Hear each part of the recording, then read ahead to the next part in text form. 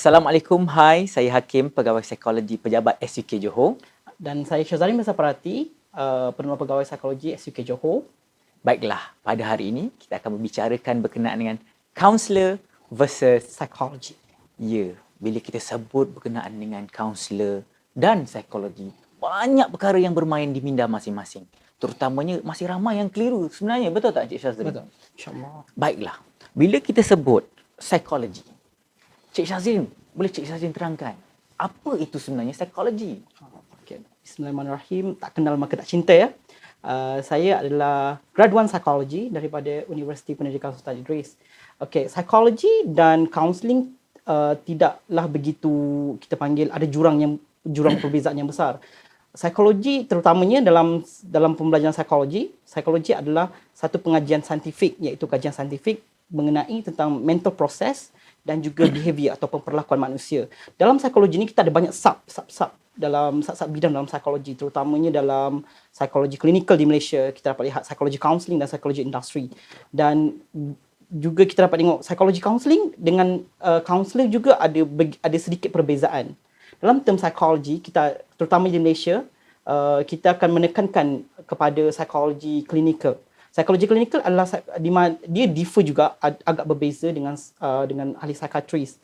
Ahli psikiatris ni mereka yang memiliki ijazah perubatan dan mengambil pengkhususan kepada kesihatan mental. Tapi kalau untuk clinical psychologist ataupun ahli psikologi klinikal, mereka ini adalah graduan yang memiliki ijazah sarjana muda dalam psikologi dan melanjutkan pengajian mereka dalam master ataupun ijazah sarjana dalam clinical psychology. Okey, fokus utama dalam clinical psychology yang kita dapat lihat ialah ahli psikologi klinikal mereka membantu pesakit ataupun klien mereka dalam mengenal pasti masalah, membuat intervensi ataupun memberikan psikoterapi dan seterusnya, membuat satu garis panduan untuk mereka supaya tidak relapse ataupun mengulangi perbuatan ataupun masalah mental yang berlaku. Kalau kaunselor juga macam ni Cik Hakim?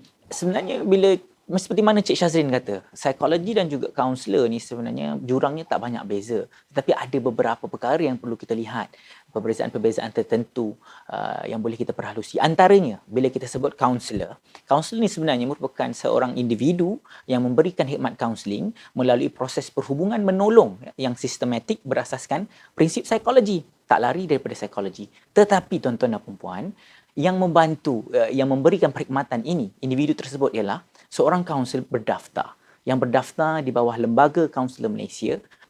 Bila kita sebut perkhidmatan kaunseling, sesi yang dijalankan itu pula, jangan risau tuan-tuan. Kerana apa? Ianya adalah termaktub di bawah Akta Kaunselor 1998 yang menekankan prinsip private and confidential. Ramai orang takut kat luar sana, Encik Syazrin, bila nak jumpa dengan kaunselor ni. Kerana apa? Mungkin ada satu persepsi yang mana kalau jumpa dengan kaunselor ni, habislah dia. Bermasalah lah dia. Bila jumpa dengan kaunselor ni, maka rahsia mereka akan terbongkar. Satu tempat kerja mereka akan tahu dan sebagainya. Tapi sebenarnya tuan-tuan dan puan-puan, itu merupakan satu persepsi yang salah.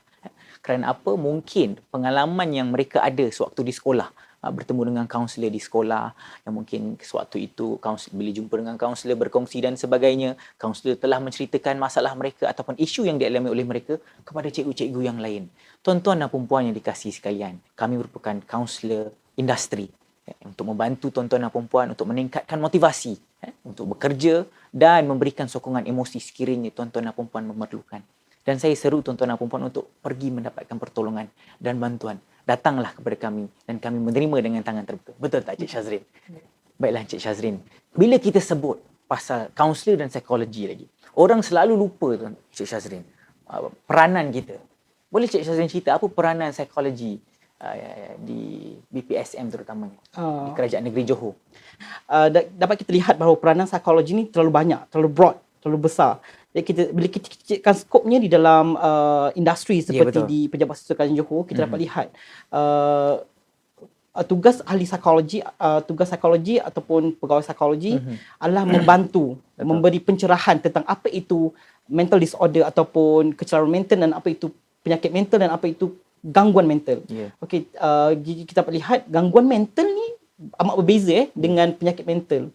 Penyakit mental ni, mental disorder ni adalah penyakit yang berat seperti depression, anxiety yang hanya boleh dikendalikan oleh ahli psikologi seperti ahli psikologi klinikal ataupun ahli psikiatris jika mereka mengalami severe ataupun gejala yang lebih tinggi tingkatnya.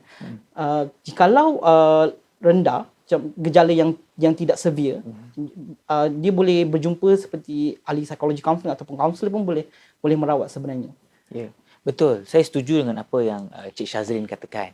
Kerana apa? Sekiranya kita lihat berkenaan dengan proses ataupun tata cara. Ramai orang yang tidak berapa faham berkenaan tata cara untuk mendapatkan orang kata apa, rawatan kesihatan mental terutamanya. Bila kita sakit, saya ambil contoh kesihatan fizikal ya.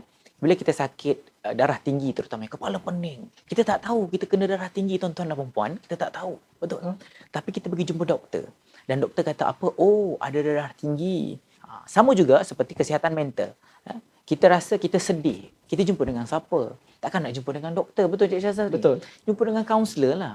So bila rasa sedih, jumpa dengan kaunselor, berkongsi dengan kaunselor dan kaunselor akan menilai tahap kesedihan tuan-tuan dan puan. Berapa tahapnya?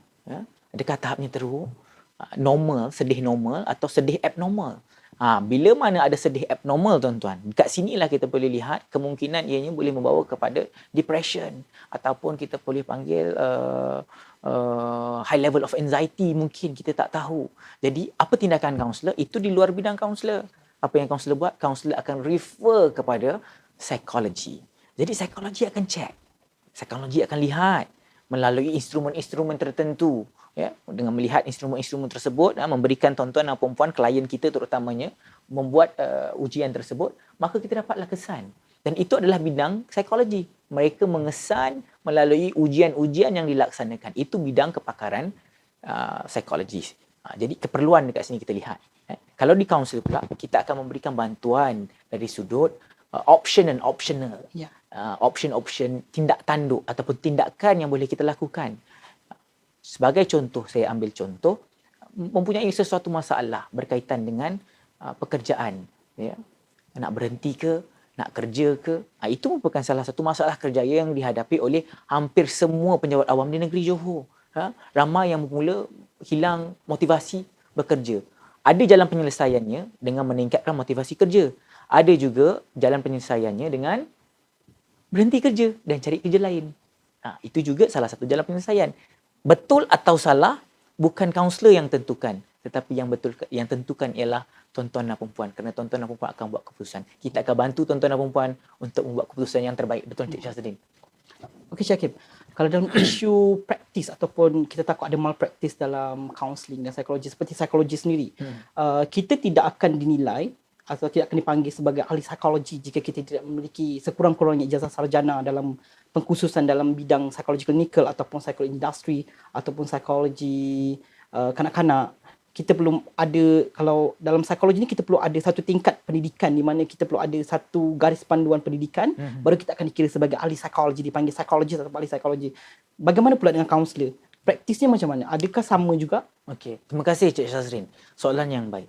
Untuk memastikan sekarang ni tuan-tuan dan puan-puan, ramai di luar sana yang claim diri dia seorang kaunselor, seorang motivator, seorang apa sahajalah, NLP dan sebagainya. Sebenarnya tuan-tuan dan puan-puan, bila dia pandai bercakap di hadapan, memberikan motivasi dan sebagainya, itu bukan bermakna dia seorang kaunselor. Kerana apa? Kaunselor yang menjalankan aktiviti kaunseling ini ialah satu orang kata apa, memerlukan lesen, memerlukan latar pendidikan yang diiktiraf oleh kerajaan Malaysia yang pertama, iaitu ijazah kaunseling, dan berbekalkan dengan lesen yang diiktiraf, yang perlu diambil dan dimohon di bawah Lembaga Kaunselor Malaysia. Maka sekiranya lepas dan mendapat lesen tersebut, barulah kaunselor tersebut boleh digelar sebagai seorang kaunselor berdaftar. Tetapi tuan-tuan dan puan-puan, ramai di luar sana yang memberikan motivasi, yang klaim mereka pakar motivasi, mereka memberikan khidmat kaunseling. Sebenarnya salah tuan-tuan. Itu bukan kaunseling, tetapi itu ialah nasihat. Nasihat bukan kaunseling, tetapi ianya adalah nasihat. Nasihat semua orang boleh beri. Tetapi untuk kaunseling, sesi kaunseling ini hanya kaunselor sahaja yang boleh memberikan khidmat kaunseling. Kerana apa? Kerana kaunseling ini merupakan salah satu proses terapeutik yang membantu dan menolong seseorang klien itu untuk mencari jalan keluar, mencari jalan penyelesaian dengan menggunakan beberapa teknik kaunseling dan juga teori-teori kaunseling dan psikologi. Ya, Encik Syazrin.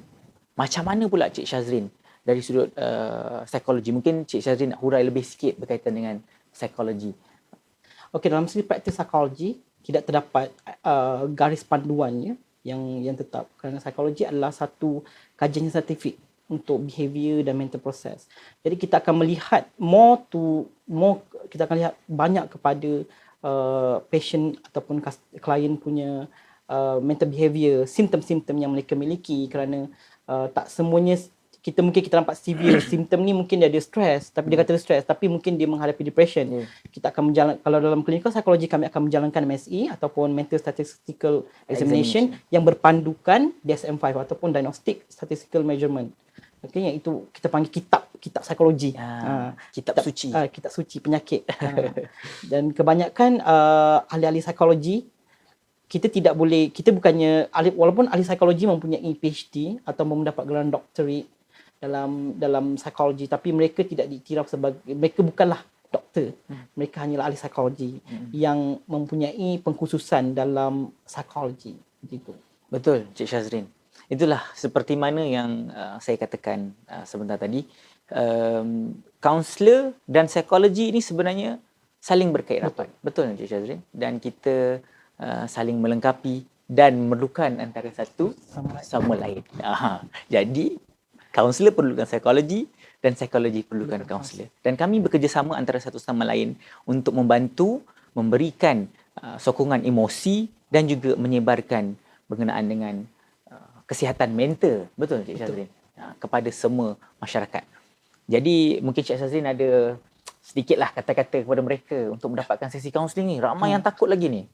Kepada terutamanya penjawat Johor, unit psikologi dan kaunseling menawarkan ujian psikologi secara online, iaitu kita panggil ahli psikologi, dan juga kami menawarkan banyak